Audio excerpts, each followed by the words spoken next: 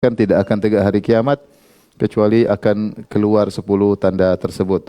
Dajjal sudah kita jelaskan, turunnya Nabi setelah kita jelaskan. Keluarnya Ya'juj Ma'juj juga telah kita jelaskan. Pada kesempatan ini kita akan bahas tanda keempat, 5 dan 6, yaitu terjadinya 3 longsor besar ya. Hal ini berdasarkan hadis Nabi sallallahu alaihi wasallam ya. Innaha lan taquma hatta tarawna qablaha asyra ayat. Bahwasanya tidak akan tegak hari kiamat sampai kalian melihat 10 tanda-tanda. Kemudian Rasulullah sebutkan dukhan, yaitu asap, dajjal, dabah ya, keluarnya binatang yang berbicara, tulu'us syams min maghribiha, terbitnya matahari dari barat, wa nuzul Isa bin Maryam, turunnya Nabi Isa alaihissalam, wa Ya'juj Ma'juj, keluarnya Ya'juj Ma'juj. Kemudian Rasulullah SAW wa salasata khusufin, 3 longsor. Khasfun bil masyriq, yaitu longsor di timur. Kemudian wa khasfun bil maghrib, longsor di barat. Wa khasfun bi jaziratil Arab, longsor di jazirah Arab. Dan yang tanda terakhir adalah api. Wa akhiru dzalika narun takhruju minal Yaman, api yang keluar dari negeri Yaman, tatrudun nasa ila mahsyarihim, yang mendorong manusia, menggiring manusia kepada tempat berkumpulnya mereka. Yang dimaksud dengan khasfun yaitu tenggelamnya bumi, lengsernya bumi, seperti Allah Subhanahu wa taala menenggelamkan Qarun. Kata Allah Subhanahu wa taala dalam Al-Qur'an, fa khasafna bihi wa bidarihil arda. Kami pun benamkan Firaun dan istananya atau rumah mewahnya ke dalam bumi. Jadi longsor dan masuk dalam bumi. Maka muncullah istilah namanya harta karun ya, karena hartanya dan karunnya ditenggelamkan dalam bumi ya. Itu di antara hukuman Allah kepada mereka. Demikian juga disebutkan di antara umat yang pernah dilongsorkan oleh Allah Subhanahu wa taala adalah kaum Nabi Lut. Kaum Nabi Lut diangkat di congkel bumi, kemudian diangkat, kemudian dijatuhkan, ditimpakan dengan batu-batuan, kemudian ditenggelamkan dalam bumi. Sehingga jadilah, sebagian ulama berpendapat ahli sejarah, maka timbullah namanya Laut Mati, karena Laut Mati adalah bagian bumi terendah, karena dulu sempat dicongkel oleh Allah Subhanahu wa taala, kemudian disiksa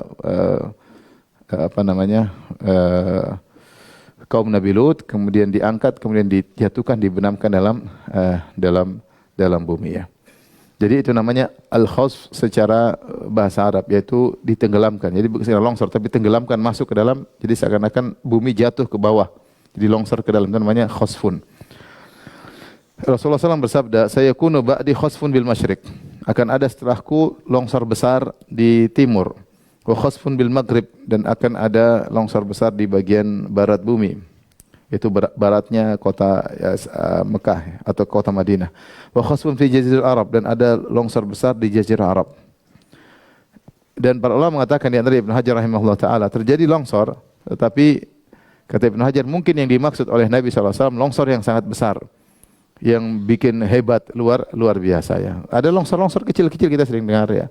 Longsor itu, apalagi kalau jadi gempa terkadang terjadi longsor, satu kota bisa tenggelam langsung dalam bumi, dan itu terjadi. Tapi kata Ibnu Hajar mungkin yang dimaksud oleh Nabi SAW adalah longsor besar-besaran yang bikin heboh, yang dahsyat, sehingga dijadikan sebagai tanda-tanda adanya kiamat, adanya hari kiamat, tanda-tanda besar hari kiamat. Karena kalau kita lihat dari 10 tanda-tanda tersebut, semuanya menakjubkan. Dajjal menakjubkan, turunnya Nabi Isa menakjubkan, Ya'juj Ma'juj juga menakjubkan. Yang lain juga, asap yang memenuhi bumi juga menakjubkan. Matahari terbit dari barat lebih juga menakjubkan. Hewan bisa berbicara juga menakjubkan. Keluar api dari negeri Yaman menggiring manusia juga menakjubkan. Maka longsor ini bukan longsor biasa mestinya. Dia harusnya longsor yang luar biasa, karena disebut sebagai tanda-tanda. Asyra ayat, tanda-tanda akan adanya hari kiamat. Ketika Rasulullah SAW sampaikan hal ini kepada Aisyah, bahwasanya akan ada longsor besar di timur maupun di barat maupun di jazirah Arab, maka Aisyah berkata, faqultu ya Rasulullah, Ummu Salamah. Maka Ummu Salamah berkata, ya Rasulullah, ayukhsafu bil ardi wa fihi mussalihun. Ya Rasulullah, apakah bumi akan dilengserkan, ditenggelamkan, satu kompleks ditenggelamkan, sementara di tengah-tengah mereka ada orang-orang soleh? Maka Nabi SAW berkata, na'am idza aktsara ahluha al-khabatha. Benar jika ternyata penghuni bumi tersebut atau orang di sekitar kawasan tersebut banyak melakukan keburukan, banyak melakukan kemaksiatan, maka meskipun ada orang soleh di situ akan ikut tenggelam, tapi nanti dibangkitkan sesuai dengan amal soleh dan niat mereka.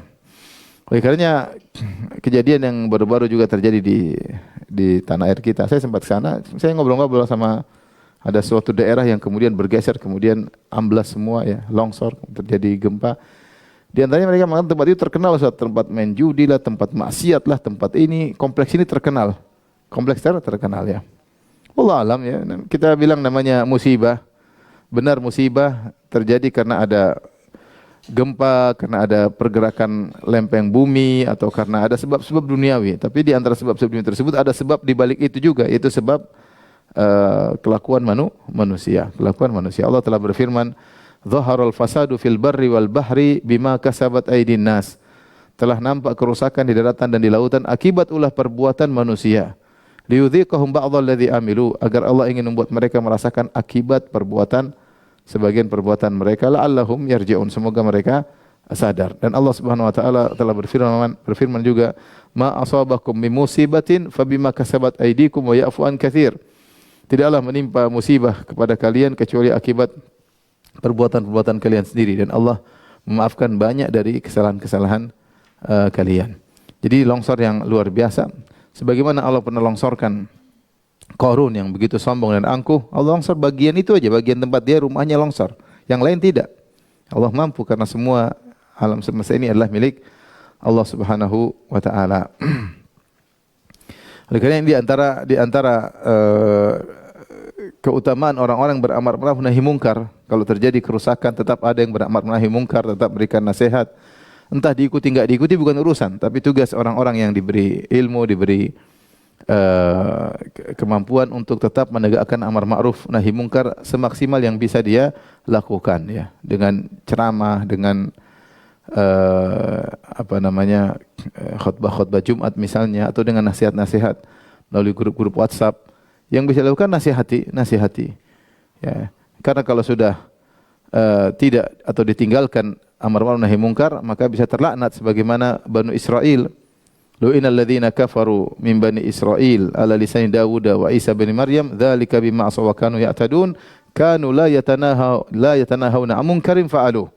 Kata Allah, telah dilaknat orang-orang kafir dari kalangan Bani Israel ya, melalui lisan Daud alaihissalam dan lisan Nabi Isa alaihissalam. Mereka dilaknat, Nabi Daud melaknat, Nabi Isa juga melaknat.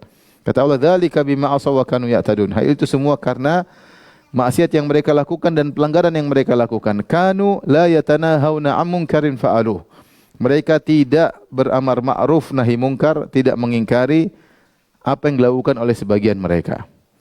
Maka tugas orang-orang yang salihin ya, yang diberi kemampuan oleh Allah, diberi ilmu untuk menjelaskan, maka hendaknya wajib bagi mereka untuk menjelaskan, memperingatkan tentang kemungkaran, terlepas diikuti atau tidak. Tapi dengan adanya nahi mungkar mencegah terjadinya adab yang menimpa secara umum ya. Maka jika terjadi nahi mungkar, maka ini mencegah terjadinya hal-hal demikian. Tapi kalau sudah terlalu banyak sehingga tidak berarti lagi ingkaran-ingkaran tersebut, tidak ada nilainya sama sekali, maka bisa jadi Allah turunkan hukuman. Makanya ketika ditanya oleh Ummu Salamah radhiyallahu taala anha, "Ya Rasulullah, ayukhsafu bil ardi wa fihi musalihun?" Ya Rasulullah, apakah tetap bumi dilengserkan sementara ada orang-orang saleh di antara mereka? Nabi bilang mungkin. Idza aktsara ahluhal khabath, kalau sudah terlalu banyak penduduk negeri tersebut yang melakukan kemaksiatan sehingga terlalu mendominasi, maka Allah akan turunkan azab ya, akan turunkan hukuman. Adapun orang saleh yang ikut terkena dampak tersebut, mereka akan dibangkitkan sesuai dengan amalan mereka ya. Tapi terkena dampak. Jadi ini peringatan bagi kita ya, bahwasanya musibah yang menimpa baik secara pribadi individu maupun secara luas ya, secara kenegaraan, secara wilayah, itu semua kembali kepada maksiat yang kita lakukan. Kalau kita lakukan maksiat, mungkin musibah tersebut mengenai individu kita masing-masing. Baik secara person-person.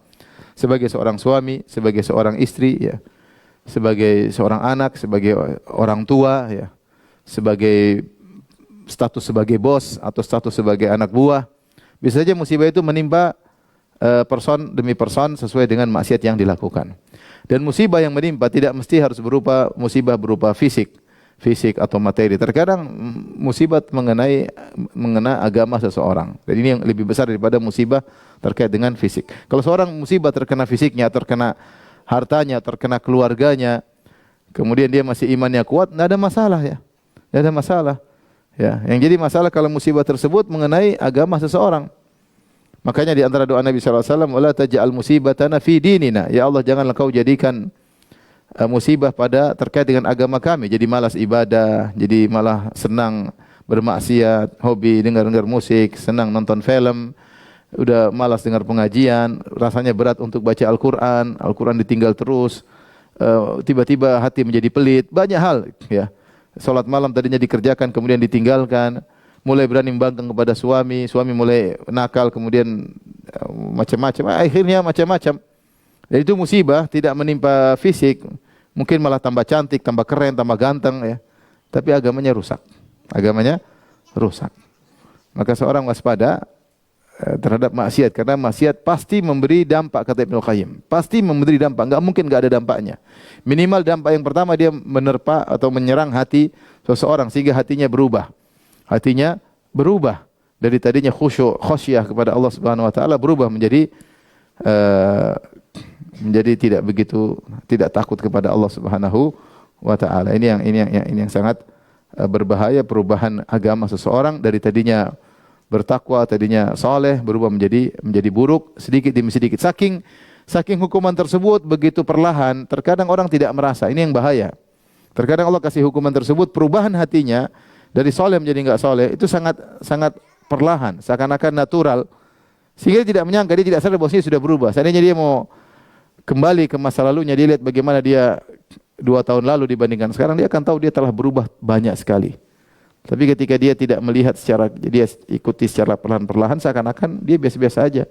Padahal hatinya mulai berubah. Akhirnya ketika seorang sudah hatinya berubah, dia ketinggalan salat berjamaah, dia hari ini tidak baca Al-Quran, dia lupa zikir pagi petang, dia hatinya biasa-biasa saja. Padahal kata Ibnu Qayyim rahimahullah taala, "Wallahi law anna al-quluba salimatun lataqatta'at asafan minal hirmani." Seandainya hati seorang itu selamat, bersih, penuh dengan keimanan, tentu dia akan merasa tercabik-cabik ketika dia terhalangi dari kebaikan-kebaikan, terhalangi dari ketaatan-ketaatan. Orang yang kalau biasa hatinya masih bersih, dia jangankan perkara wajib, dia tidak salat malam saja dia merasa sedih. Ya, dia lupa untuk berbakti sama orang tua, dia merasa sedih, ya. Dan seperti itu. Tapi kalau hati sudah mulai rusak, yaitu musibah mengenai hati seorang, dia mau maksiat, dia mau membanggang sama suami, mau angkat suara, dia mau merendahkan orang lain, dia mau nonton film Korea, nonton film India, biasa aja. Bukan begitu ibu-ibu? Iya atau iya? Iya. Oleh karenanya seorang sadar hidup ini cuma sebentar, maka dia perbaiki imannya dan dia cek dirinya. Bagaimana kondisi keimanan saya sekarang? Bagaimana kondisi ketaatan saya kepada Allah Subhanahu wa taala? Dia cek ya. Ada kemarin saya baca ada status. Ada kawan orang Arab tulis status. Kalau ke sekolah selalu datang sebelum waktu. Kalau ke rumah sakit datang sebelum waktu datangnya dokter, datang sebelum waktu. Kalau ke pekerjaan juga datang sebelum apa? Waktu. Tapi kalau ibadah ke masjid selalu terlambat. Pengajian terlambat. Nanti kalau ditanya bilang sibuk, enggak ada waktu. Yang benar bal tu'thirunal hayatad dunya. Yang benar kalian lebih mendahulukan kehidupan dunia daripada akhirat. Buktinya kalau urusan dunia tidak pernah terlambat. Apalagi kalau jadwal pesawat, mana mungkin terlambat. Mungkin terlambat. Jadi kalau salat malam lewat biasa-biasa aja. Terlambat salat subuh biasa-biasa aja. Enggak ada masalah. Nah, berarti timbangan hati kita ada masalah. Berarti hati kita sudah terkena dampak maksiat yang kita lakukan. Maka banyak istighfar kepada Allah Subhanahu wa taala. Jadi Allah menimpakan longsor yang besar itu tidak lain ketika idza aktsara ahluha al-khabath, ketika penghuni dari daerah kawasan tersebut sudah parah melakukan kemaksiatan. Ya, meskipun ada orang soleh itu, orang soleh tersebut sudah terabaikan sehingga kemudian terjadi longsor yang dahsyat, satu di timur, satu di barat, satu di Jazirah Arab. Wallahu alam, sepertinya belum terjadi karena kita belum dengar longsor yang begitu hebat. Longsor kecil-kecil ada. Di setiap daerah biasanya ada longsor, tapi longsor hebat, dahsyat, bikin heboh, ini belum ya. Baik, ini tanda keempat, tanda kelima, tanda keenam sudah kita bahas ya. Kita lanjutkan tanda hari kiamat, tanda besar hari kiamat berikutnya dukhan. Dukhan yaitu asap ya, asap. Asap. Para ulama terjadi dua pendapat di kalangan mereka apa yang dimaksud dengan dukhan ya. Dukhan yang dimaksudkan dalam hadis Nabi bahwasanya kalian tidak akan tegak hari kiamat sampai kalian melihat 10 tanda, di antaranya ad-dukhan. Dua pendapat di kalangan para ulama, ada yang mengatakan yang maksud dengan dukhan adalah seperti asap yang dilihat oleh orang Quraisy ketika mereka diberi hukuman di dunia. Pendapat yang kedua, yang dimaksud dengan dukhan yaitu dukhan yang akan muncul menjelang hari kiamat, yang dukhan yaitu asap yang dahsyat yang meliputi bumi. Pendapat pertama kita bacakan di sini, lihat halaman 183. Dukhan yang dimaksud adalah dukhan yang menimpa orang Quraisy ketika Nabi masih berada di Mekah. Sedangkan orang-orang Quraisy mengintimidasi kemudian menindas Nabi SAW dan para sahabat. Ketika Nabi dan para sahabat ditindas, maka Nabi SAW berdoa, Allahumma a'inni alaihim bisab'in kasab'i Yusuf. Ya Allah, bantulah aku untuk menekan mereka orang Quraisy dengan beri hukuman kepada mereka, yaitu mereka ditimpa dengan musim paceklik atau musim kelaparan sebagaimana 7 tahun paceklik yang ditimpa di zaman Nabi Yusuf alaihissalam. Kita zaman Nabi Yusuf kan ada 7 tahun panen sama 7 tahun musim paceklik. Maka Nabi tidak mendoakan agar mereka binasa, tidak. Tapi Nabi bilang berdoa agar mereka diberi hukuman supaya mereka sadar. Yaitu hukuman yang Rasulullah sebutkan berupa musim paceklik, kekeringan, kelaparan sebagaimana yang dialami oleh 7 tahun musim paceklik di zaman Nabi Yusuf alaihissalam. Fa akhadhathum, maka Allah kabulkan. Fa akhadhathum sanatun hatta halaku fiha. Maka terjadilah musim kemarau ya, sehingga sebagian mereka binasa ketika tahun tersebut, hanya mereka kesulitan. Sehingga apa yang dilakukan wa akalul maitah, mereka makan bangkai, wal idham, bahkan mereka tulang-tulang mereka jilat-jilat ya. Sampai wa yara rajulu ma baina sama'i wal ardi ka hay'atid dukhan. Sampai salah seorang dari mereka melihat antara langit dan bumi seperti ada asap. Saking kepayahan yang mereka lihat, saking kelaparan yang mereka rasakan, sehingga seakan-akan ada asap dari bumi sampai di langit. Ini katanya yang dimaksud adalah dukhan, salah satu tanda hari kiamat adalah dukhan ini. Ini pendapat pertama. Dan ini terjadi di zaman peristiwa ketika Nabi masih hidup ya. Pendapat yang kedua, ini pendapat yang lebih benar. Bahwasanya dukhan yang dimaksud adalah dukhan yang terjadi pada menjelang hari kiamat. Sebagaimana firman Allah Subhanahu wa taala surat Ad-Dukhan, "Yauma ta'tis sama'u bidukhanin mubin, yakhshan nas hadza adzabun alim." Pada hari ketika langit membawa kabut, yaitu asap yang sangat jelas. Allah mensifati dukhan dengan dukhanin mubin, yaitu asap yang sangat jelas. Bukan hanya khayalan, bukan cuma halusinasi, bukan akibat karena saking laparnya sehingga pandangan tidak jelas, otak tidak stabil, tapi benar-benar dukhan mubin, asap yang sangat jelas. Yang asap tersebut meliputi manusia, yaghshan nas, meliputi manusia. Hadzabun alim. Ini azab yang pedih. Ayat ini menjelaskan bahwasanya dukhan yang akan terjadi pada hari kiamat yaitu dukhan yang dahsyat, bukan dukhan yang merupakan khayalan. Adapun yang terjadi di zaman Nabi ketika masih hidup yang menimpa orang Quraisy, itu bukan dukhan yang sungguhnya, tapi rajul dia melihat seakan-akan ada asap. Karena saking kelaparan, saking kepayahan, ya, sehingga pandangannya tidak stabil, otaknya tidak stabil, sehingga seperti halusinasi, seakan-akan dia melihat ada asap. Bukan itu yang dimaksud. Jadi yang lebih kuat pendapat yang kedua, bahwasanya dimaksud dengan dukhan, yang merupakan tanda besar hari kiamat adalah dukhan yang benar-benar nyata, ya, yang menyiksa sebagian manusia, ya, menyiksa sebagian manusia, ya. Demikian juga Rasulullah SAW sebutkan tentang sifat-sifat dukhan tersebut. Dia dalam 185. Kata Nabi SAW, wa rabbukum anzarakum salatan. Sungguhnya Rabb kalian telah memperingatkan kalian dari 3 perkara. Ad-dukhan, di antaranya dukhan ya'khudhul mu'mina minhu kazzakmah, yaitu asap yang kemudian mendatangi melewati orang beriman, maka orang beriman tersebut akhirnya meninggal dengan mudah seperti dia flu, kemudian dia meninggal dunia. Tetapi beda ketika asap tersebut melewati orang kafir, wa ya'khudhul kafira fayantafikhu, maka dia masuk ke dalam tubuh seorang kafir, maka tubuhnya menjadi membesar.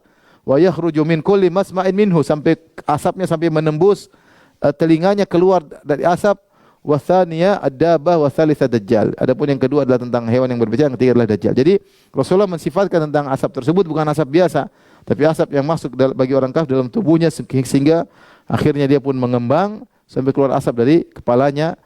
Itulah dukhan yang menyiksa sebagian orang kafir. Makanya Allah mengatakan hadza adzabun alim, ini adalah azab yang pedih. Tetapi ketika melewati orang mukmin hanya sekedar seperti orang bersin, flu, kemudian meninggal dunia, tidak tersiksa. Jadi dibedakan oleh angin tersebut. Allah Maha Mampu, sebagaimana ketika perang Badar, Allah Subhanahu wa taala mengirimkan hujan kepada kaum muslimin dan hujan kepada kaum musyrikin, ya. Kaum muslimin turun dengan rintik-rintik sehingga hujan tersebut memberi kesegaran, mengkokohkan tanah yang ada di atas mereka. Adapun hujan yang menimpa orang kafir maka memporak-porandakan, menjadikan mereka susah. Ini terjadi pada perang Badar. Demikian pada perang Khandaq. Pada perang Khandaq Allah kirim angin. Angin yang menimpa kaum muslimin ringan, tapi angin yang menimpa kaum musyrikin diporak-porandakan dengan angin tersebut, sehingga tidak ada kemah kecuali akan jatuh, tidak ada tunggu kecuali akan terbalik, api semua mati, padahal angin yang kirim sama. Cuma angin yang menimpa kaum muslimin ringan, angin yang menimpa kaum musyrikin apa? Keras. Angin yang sama, Allah mampu mengatur begini dan begitu.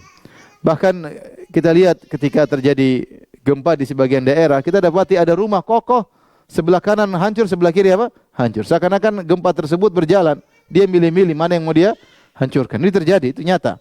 Itu nyata, ya. Oleh karenanya yang mengatur semua adalah Allah Subhanahu wa taala. Maka demikian juga ketika Allah kirim dukhan, asap tersebut ketika melewati orang beriman, dia cara mencabut nyawanya dengan ringan. Adapun orang kafir maka dengan apa? Dengan keras, dengan tersiksa. Bagaimana angin masuk kemudian menjadi badannya mengembang saking kuatnya angin tersebut sehingga keluar dari kepala mereka, dia mati dengan penuh tersiksa. Nah, inilah dukhan yang disebutkan sebagai tanda-tanda besar hari kiamat. Maka jangan dipaksa-paksakan cocok logi, ya. Seperti saya pernah waktu itu musim kebakaran di Sumatera, ini dukhan ini yang Allah sebutin, ya. Jangan paksa-paksain, ya. Dan itu sudah terjadi berulang-ulang, oleh dukhan sudah jadi berulang-ulang. Bukan dukhannya ada sifatnya masuk ke dalam tubuh orang kafir kemudian mengembang kemudian mati. Bukan asap-asap yang terjadi. Dan dukhan tersebut meliputi bukan cuma daerah Sumatera, meliputi bumi. Meliputi apa?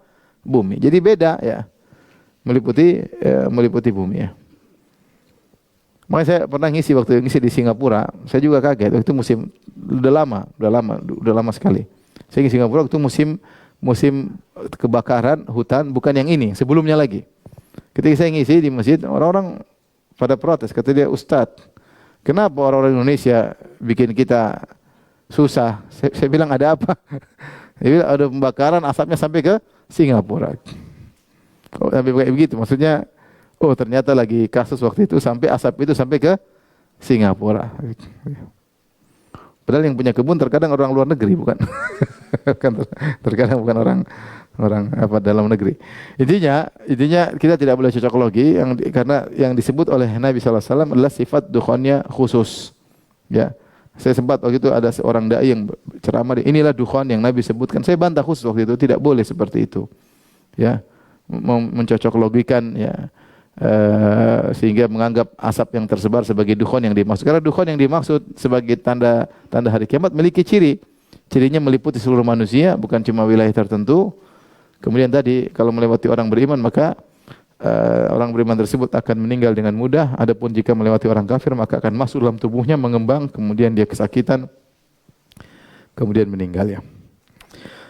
Taib, kita selesai dari dukhan dan ini juga belum terjadi. Selanjutnya tanda yang lebih dahsyat lagi, terbit matahari dari barat ya. Ini telah Allah isyaratkan dalam surat Al-An'am ayat 158. Allah berfirman, "Yauma ya'ti ba'du ayati rabbika la yanfa'u nafsan imanuha lam takun amanat min qablu aw kasabat fi imaniha khaira." Pada hari datangnya sebagian tanda-tanda Rabbmu, tidak berguna lagi ketika itu jiwa yang beriman. Ketika datang tanda tersebut banyak orang beriman. Sehingga ditafsir oleh para ulama maksudnya terbitnya matahari dari barat ke timur. Ketika matahari terbit dari barat timur banyak orang bertobat. Banyak orang bertobat. Allah mengatakan la yanfa'u nafsan imanuha, maka pada hari itu jiwa yang beriman tidak bermanfaat imannya tersebut. Lam takun amanat min qablu, yang sebelumnya dia tidak beriman, harusnya dia beriman sebelum terbitnya matahari dari barat. Au kasabat fi imaniha khaira, dan sebelumnya dia tidak berbuat amal soleh. Maka ketika kalau matahari sudah terbit dari barat timur, dari barat ke timur, kemudian dia beramal soleh, beriman, maka tidak ada faedahnya. Waktu untuk bertobat sudah selesai. Waktu sudah selesai. Dalam satu hadis dari Nabi SAW, dari Abu Musa al-Asy'ari, Rasulullah SAW bersabda, "Inna Allah azza wa jalla yabsutu yadahu bil-lail liyatuba musii'un nahar." Sungguhnya Allah membentangkan tangannya di malam hari agar pelaku dosa di siang hari bertobat. Yang di siang hari berdosa, malam masih bisa bertobat. Dia bermaksiat dari ba'da subuh sampai maghrib, malam masih bisa ada kesempatan apa? Bertobat. Wa yabsutu yadahu bin-nahar liyatuba musii'ul lail. Kalau malam dia bertobat, berdosa sampai subuh, dia berdosa, siang maka dia masih bisa bertobat karena Allah membentangkan tangannya untuk menerima taubat orang-orang yang bertobat. Tetapi ada batas akhirnya. Apa batas akhirnya? Kata Nabi SAW, hatta tatlu asyamsu min maghribiha. Hatta tatlu asyamsu min maghribiha, sampai matahari terbit dari barat. Kalau matahari sudah terbit dari barat, maka percuma iman, percuma takwa, percuma amal soleh, percuma sedekah. Tidak ada faedahnya lagi. Karena ketika itu orang terbelalak, ternyata yang dikabarkan oleh Nabi benar, ternyata ada Tuhan yang mengatur alam semesta ini. Bagaimana matahari terbit dari barat menuju timur, ya, merubah aturan alam semesta. Aturan alam semesta dirubah oleh Allah Subhanahu wa taala karena dialah sang pencipta alam semesta. Nah, orang apapun maksiat yang dilakukan, dia masih bisa bertobat sebelum datang dua batasan. Dia akan diterima tobatnya kecuali matahari terbit dari barat. Ini terkait dengan keumuman manusia. Kalau matahari belum terbit dari barat, maka siapa saja bertobat diterima. Batasan kedua adalah terkait dengan diri sendiri, yaitu jika nyawanya sudah di kerongkongan, maka dia tidak akan terima tobatnya. Atau orang mengatakan, para ulama mengatakan juga jika telah terjadi al-mu'ayyanah, itu dia melihat malaikat maut depan dia. Ketika nyawa sudah kerongkongan, malaikat maut depan dia sudah percuma dia bilang la ilaha illallah pun tidak ada manfaatnya. Tidak ada manfaatnya. Kata Nabi SAW, "Inna Allah azza wa jalla la yaqbalu taubatal abdi ma lam yugharghir." Sungguhnya Allah menerima taubat seorang hamba selama dia belum di sini. Begitu. Itu kalau udah gitu selesai. Mau dia bilang la ilaha illallah, mau dia bilang amantu billah, aku bilang kepada Allah, mau dia bilang astagfirullah, enggak ada faedahnya. Karena kondisi seperti nyawanya dia sudah muayyan, dia sudah melihat apa? Malaikat maut. Oleh karenanya Allah tidak menerima taubat Fir'aun. Fir'aun bertobat di akhir hayatnya. Kata Allah Subhanahu wa taala, hatta idza adrakahul gharaqu qala amantu annahu la ilaha illa alladhi amanat bihi banu Israil wa ana minal muslimin. Tatkala Firaun mau tenggelam, dia sudah bakal tenggelam, dia ngomong, amantu, aku beriman, amantu annahu la ilaha illa alladhi amanat bihi banu Israil. Sungguhnya tidak ada yang berhak disembah kecuali Tuhannya Banu Israil. Siapa Tuhannya Banu Israil? Allah. Dia intinya sebelum dia meninggal dia mengucapkan la ilaha illallah. Apakah diterima tobatnya? Bayangkan akhir perkataannya la ilallah. Kata Allah, al-ana wa qad asaita min qablu wa kunta minal mufsidin. Sekarang baru kau tobat wahai Firaun. Sementara sebelumnya kau rusak. Al-ana wa qad asaita qablu, dan sebelumnya kau tukang bermaksiat, dan sebelumnya kau melakukan kerusakan. Allah tidak terima. Kenapa? Dia sudah mengalami hal muayyanah. Muayyanah itu melihat malaikat maut di hadapannya. Sampai ketika Fir'aun mulai komat kamit, mungkin mau zikir-zikir, maka Jibril mengambil lumpur kemudian masukkan ke dalam mulutnya biar enggak banyak omong ya. Enak aja diterima tobatnya. Jibril enggak mau dia diterima apa? Tobatnya. Kata para ulama karena Jibril alaihissalam tahu betul tentang kasih sayang Allah, rahmat Allah. Jangan sampai kasih sayang Allah mendapati mengenai Fir'aun. Maka dia komat-komat, ambil lumpur, enggak ada komat-komat, selesai. La ilaha illallah, selesai. Fir'aun mati. Fir'aun mati dalam, meskipun sudah mengucapkan la ilaha illallah tidak diterima. Kenapa? Karena sudah al-mu'ayanah, dia sudah melihat. Al-mu'ayanah maksudnya melihat malaikat maut di hadapannya. Ketika itu suatu yang gaib menjadi nyata. Ketika sesuatu gaib yang sudah menjadi nyata, maka tidak diterima. Karena kita ini diuji untuk beriman kepada yang gaib. Kita diuji untuk beriman yang gaib. Ya, kalau gaib sudah jadi nyata, tidak ada ujian lagi. Maka ketika matahari terbit dari barat sudah bukan gaib lagi, nyata. Dulu dibilang matahari bisa terbit dari barat. Ada yang percaya, ada yang enggak percaya. Ketika matahari terbit dari barat berarti yang gaib sudah benar menjadi apa? Nyata. Ketika seorang di hadapannya malaikat maut, yang gaib sudah menjadi nyata. Ketika itu amal dia tidak diterima lagi. Imannya tidak diterima lagi. Oleh karenanya terbitnya matahari dari barat menuju timur ini menunjukkan terjadi perubahan alam bagian atas. Ya. Sebelumnya tanda-tanda bagian bawah, Dajjal di bumi. Nabi Isa turun juga di bumi.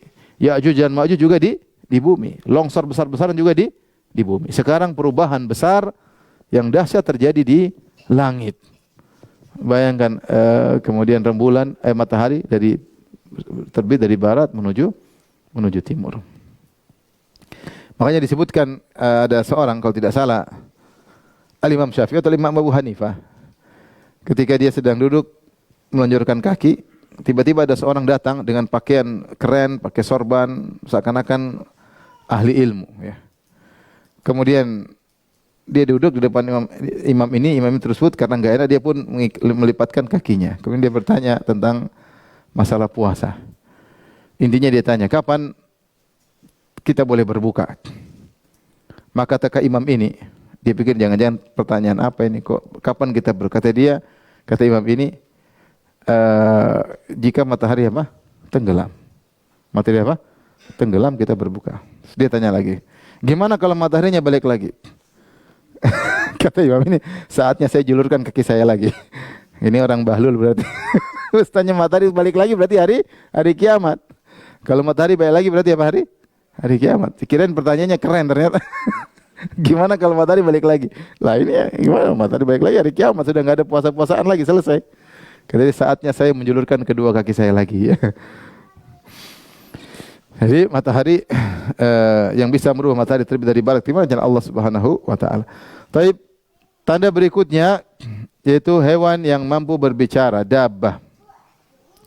Allah berfirman, "Wa idza waqa'al qawlu 'alaihim akhrajna lahum dabbatan minal ardi tukallimuhum anna an-nasa kanu bi ayatina la yuqinun." Dan apabila telah ditetapkan ketentuan kepada mereka yaitu akan hancurnya alam semesta terjadi hari kiamat, kami keluarkan makhluk ya bagi mereka, makhluk minal ardi, makhluk dabbah itu hewan dari bumi yang berbicara kepada mereka, annan nasa kanu bi ayatina la yuqinun, sungguhnya orang-orang tidak beriman dengan ayat-ayat kami.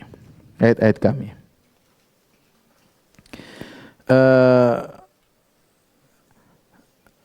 Hewan-hewan tersebut keluar ketika terjadi kerusakan di tengah-tengah manusia, ketika orang-orang mengabaikan ayat-ayat Allah Subhanahu wa taala.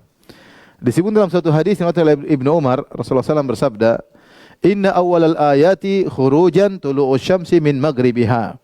Sungguhnya ayat yang pertama kali atau tanda yang pertama kali keluar adalah matahari terbit dari barat ya.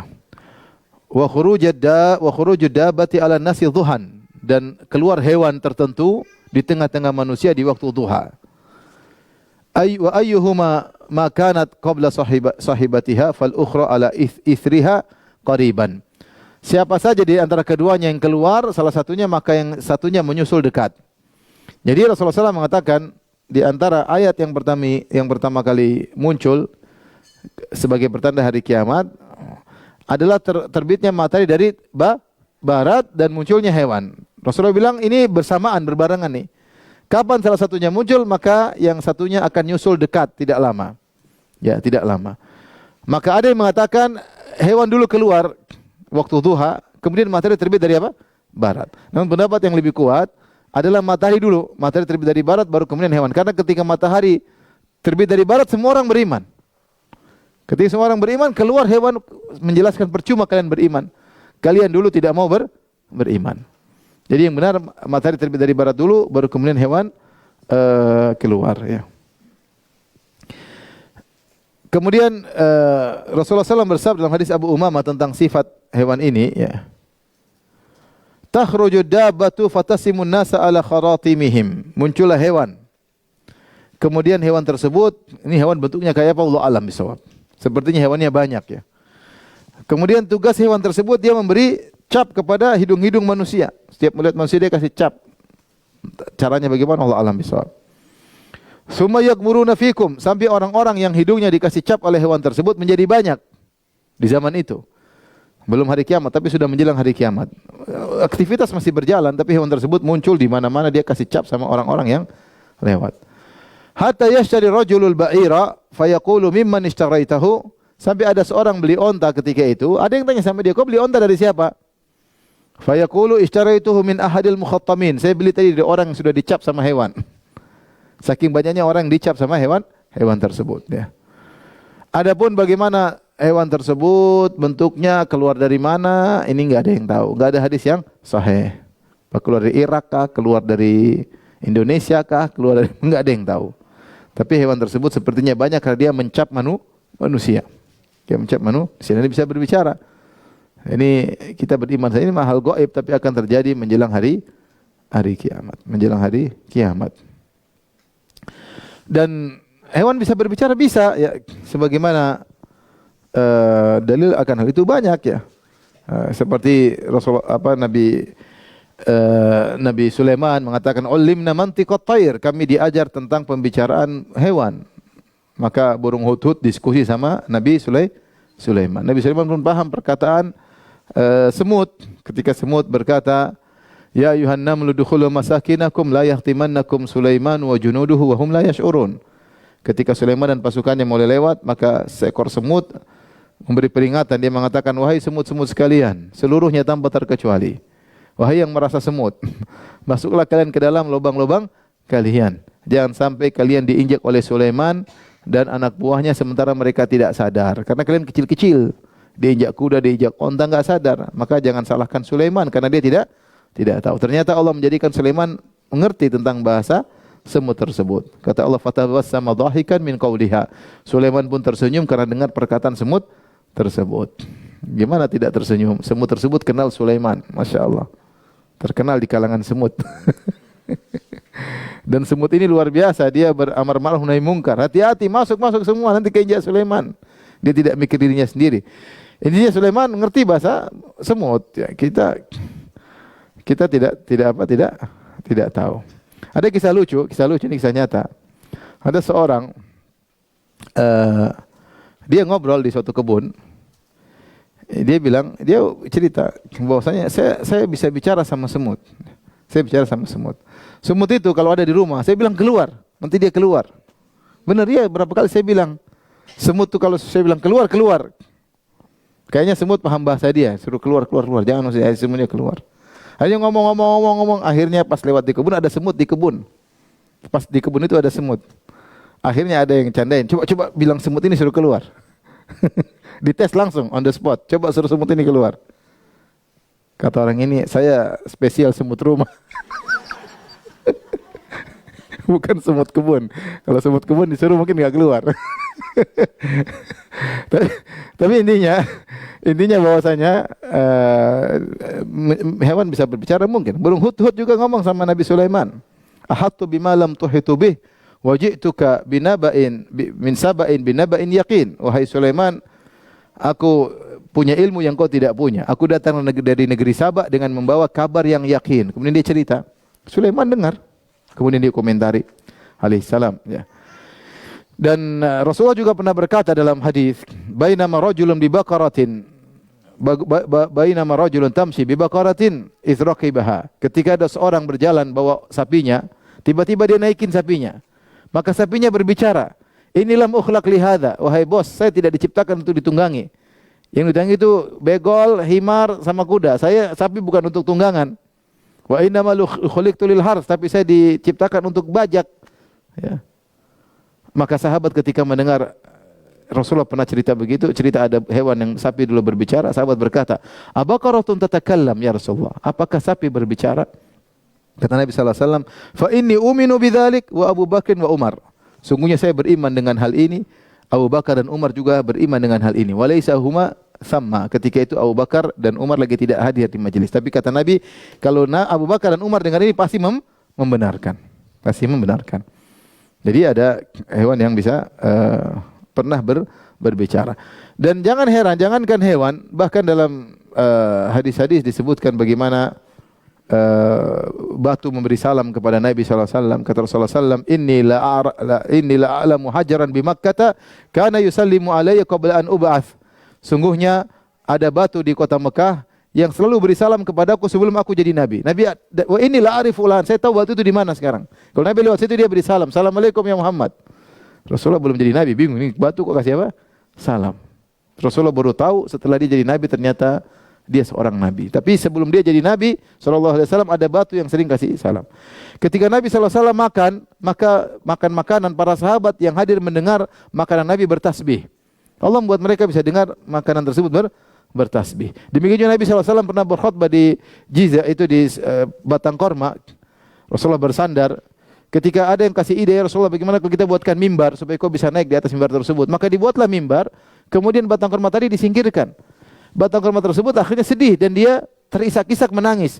Dan seluruh penghuni masjid mendengar isakan tangisan pohon korma tersebut. Kenapa dia menangis? Karena ditinggal oleh Nabi sallallahu alaihi wasallam. Nabi sudah tidak pakai dia lagi untuk khutbah, tapi pakai mimbar. Dan intinya kalau Allah ingin sesuatu bisa berbicara, bisa. Bukankah kulit-kulit akan bisa berbicara pada hari kiamat? Bisa tidak? Bisa, Allah sebutkan. Al-yawma nakhtimu ala afwahim wa tukallimuna aydihim wa tashhadu arjuluhum bima kanu yaksibun. Hari ini kami tutup mulut mereka. Wa tukallimuna aydihim, dan tangan-tangan mereka berbicara dan kaki mereka menjadi saksi atas apa yang mereka lakukan. Allah berfirman, "Wa qalu li juludihim lima syahidtum alaina." Mereka berkata kepada kulit-kulit pada hari kiamat kelak, "Wahai kulit-kulit, kenapa kau menjadi saksi? Kalian menjadi saksi menghantam kami."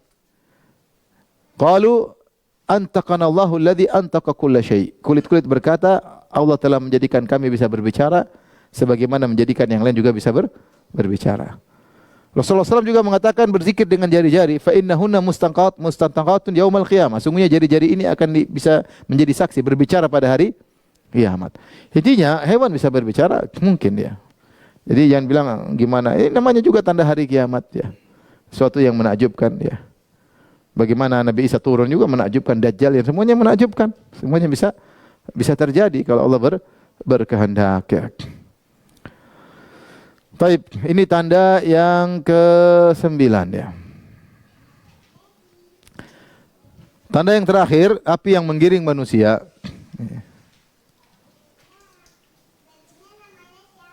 Tinggal yang ke-10, api yang menggiring manusia. Ketika banyak kerusakan di tengah-tengah manusia dengan berbagai macam model kemaksiatan dan keburukan, maka keluarlah api. Api tersebut menjelang hari kiamat. Dalam hadis kata Rasulullah SAW, "Akhiru dzalik," tanda kiamat besar yang terakhir, "narun takhruju minal Yaman," api keluar dari negeri Yaman. Ya. Rasulullah sebutkan dari negeri Yaman. "Tatrudun nasa ila mahsyarihim," yang kemudian menggiring manusia kepada tempat berkumpulnya mereka.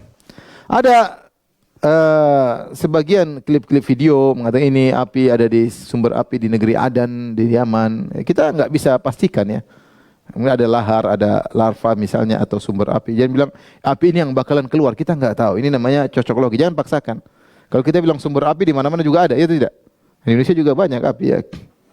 Ya, di mana-mana juga ada. Tapi jangan pastikan karena kebetulan sumber api tersebut di Yaman, api ini yang bakalan mengeluarkan, menggiring orang manusia menuju negeri Syam. Ya. Disebutkan dalam riwayat yang lain Rasulullah SAW berkata, "Wa narun takhruju min qa'ri Adan turahhilun nas." Api yang keluar dari kota Adan menggiring manusia. Adan suatu kota di Yaman. Api tersebut berasal dari situ. Kemudian mulai menggiring manusia. Dan ini menjelang hari kiamat sebelum ditiupkan sangkakala. Ada khilaf di kalangan para ulama tentang api ini. Ada yang mengatakan api ini maksudnya setelah hari kebangkitan. Manusia digiring di padang mahsyar.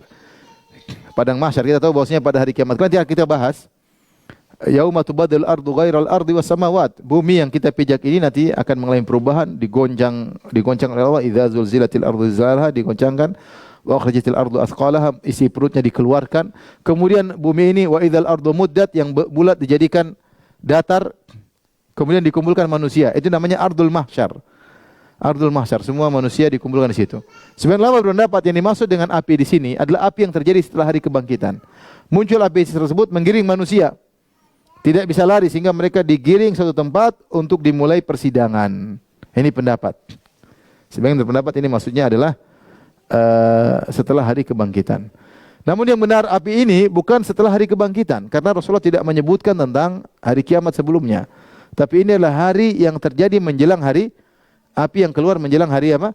Kiamat. Bukan setelah hari kiamat terjadi, hari kebangkitan baru muncul api. Dan padang mahsyar ini bukan padang mahsyar yang nanti pada hari kiamat. Bukan, tapi ini terjadi suatu kondisi besar, manusia dikumpulkan oleh Allah dengan api tersebut yang keluar, muncul di asal keluarnya dari negeri Yaman. Kemudian dia menyebar kemana-mana, menggiring manusia. Dan ada beberapa kelompok, ya, ada yang kelompok ketika digiring oleh api dia semangat, ya, menuju tempat perkumpulan tersebut. Ada kelompok yang terkadang berjalan, terkadang naik kendaraan. Ada kelompok yang enggan berjalan, tapi terpaksa dia berjalan karena api, kalau enggak dia kebakar, maka dia berjalan. Kata Nabi SAW dalam hadis Abu Hurairah, yuhsyarun nasu ala thalathi tara'iqa. Sungguhnya manusia dikumpulkan menjadi 3 golongan, ragibin, rahibin. Itu yang semangat dan juga takut, ya, semangat pada surga dan takut pada neraka. Wathnani ala ba'irin wa thalathatun ala ba'irin. Ada 2 orang naik onta, ada yang 3 naik onta, ya. Wa arbatun ala ba'irin, ada yang 4 naik onta, wa asyaratun ala ba'irin, ada yang 10 naik ekor onta. Itu ganti-gantian 10, ya, naik gantian naik onta. Wa yuhsyaru baqiyatuhumun nar. Sisanya didorong oleh api. Taqilu ma'ahum haitsu qalu. Jadi ketika digiring menuju ke tempat perkumpulan tersebut, ada yang semangat, dia tanpa tunggu api pun dia berjalan. Tanpa muncul api pun dia berjalan menuju tempat tersebut, dia semangat.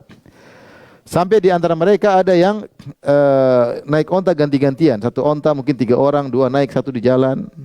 Ada yang 10 orang ganti-gantian, yang penting menuju ke sana. Ada yang enggan, tapi keluar api menggiring mereka. Api keluar, dia enggak mau ngumpul, api datang, ya. Taqilu ma'ahum haitsu qalu. Kapan mereka tidur siang, ada api juga di situ nunggu mereka. Sampai bangun tidur didorong lagi. Jadi tidur siang biarin aja. Tapi itu mam haitsu batu, mereka tidur malam. Subhanallah, api sudah tahu kapan mereka sudah bangun, digiring lagi oleh api tersebut. Ini jelas kondisi sebelum hari apa? Kiamat. Kalau hari kiamat enggak ada tidur lagi. Enggak ada tidur lagi, tidur siang enggak ada. Ini dalil bahwasanya terjadi sebelum hari kiamat. Jadi api tersebut keluar. Waktunya tidur siang, mereka tidur siang, api nungguin. Kalau bangun, dorong lagi. Mereka jalan terus. Tidur malam, tidur, api nungguin lagi. Ketika bangun, dorong lagi, ya. Wa tusbihu ma'ahum haitsu asbahu, dan dimanapun mereka di pagi hari, api bersama mereka. Wa tumsi ma'ahum haitsu amsau, dan waktu sore hari api tetap bersama mereka.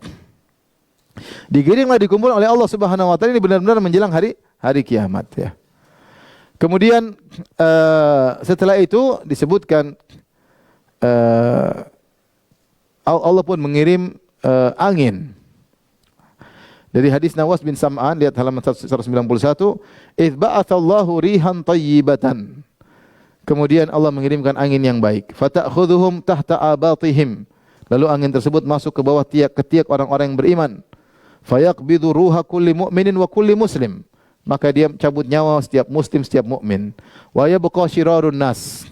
Maka yang tersisa adalah orang-orang yang paling buruk ketika itu. Yataharajuna fiha taharujal humur. Maka mereka berbuat huru-hara di antara mereka seperti keledai yang bingung, yang teriak-teriak ribut di antara mereka. Fa alaihim taqumus saah, maka kepada mereka lah tegak hari kiamat. Maka hari kiamat tidak terjadi kecuali terhadap orang-orang yang paling buruk. Jika menjelang hari kiamat masih ada orang baik tersebut akan dicabut nyawanya oleh Allah Subhanahu wa taala dengan penuh kelembutan, sehingga tersisa hari orang-orang buruk. Mereka hidup dengan keburukan, dengan kerusakan, Sampai sudah tidak lagi orang yang bilang Allah, Allah, mungkin tidak lagi yang sholat, semua rusak. Ketika itu kemudian Allah tegakkan hari kiamat. Demikian ibu yang dirahmati Allah Subhanahu wa taala tentang tanda-tanda besar hari kiamat yang tentunya belum ada yang terjadi hingga saat ini, yang baru terjadi tanda-tanda kecil hari kiamat kelak. Dan insyaallah pada pertemuan berikutnya kita masuk tentang al-qiyamatul kubra, tentang bagaimana prosesnya terjadi hari kiamat. Allah taala alam bisawab. Kalau ada yang bertanya saya persilahkan.